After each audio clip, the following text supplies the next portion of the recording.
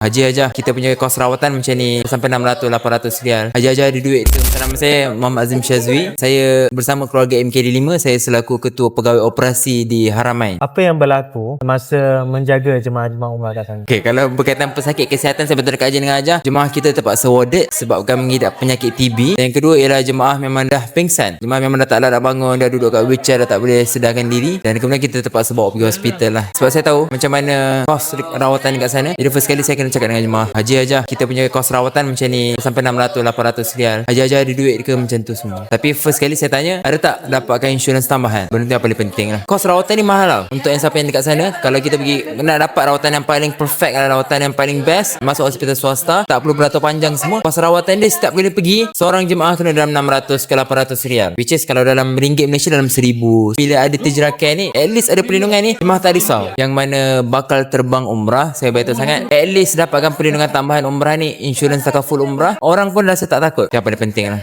Okey, terima kasih.